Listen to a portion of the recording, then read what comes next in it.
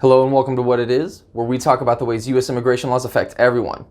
Today, we're going to answer the question, what is the citizenship test?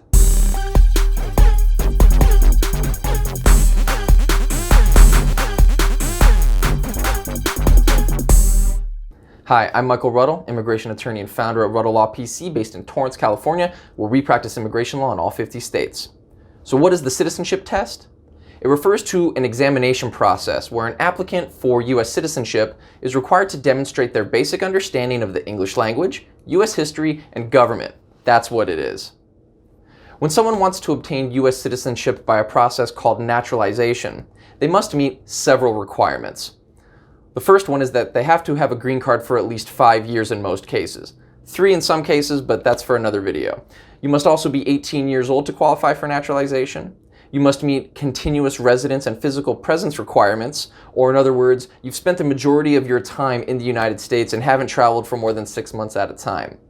There are some exceptions for that requirement, such as if you're a member of the armed forces, but not all cases.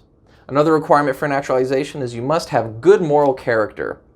Again, that's to be discussed in another video, but generally that means you're not an alcoholic, you don't have a criminal record that disqualifies you, or other certain factors that mean you lack good moral character.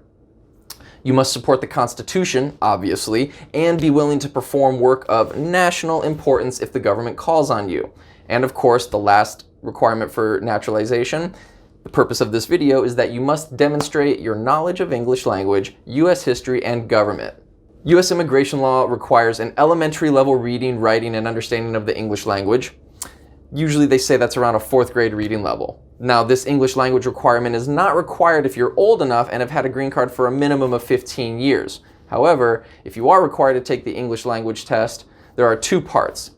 The first part, the immigration officer will give the applicant a piece of paper with 3 sentences on it. And they'll say, for example, read sentence 1. And it might be something simple like, Independence Day is July 4th. If you read it, you pass, great. Then you move on to the written portion, and they'll say, write the following sentence. July 4th is Independence Day. Something like that. Now, immigration laws also require knowledge of U.S. history and government. The good thing about this test is that you get all the questions ahead of time. They're all available online, and you can even take a practice test. So the way it works is the government has 100 questions and answers provided. Out of those 100, they will ask you 10. You must get 6 correct as part of the citizenship test in order to qualify.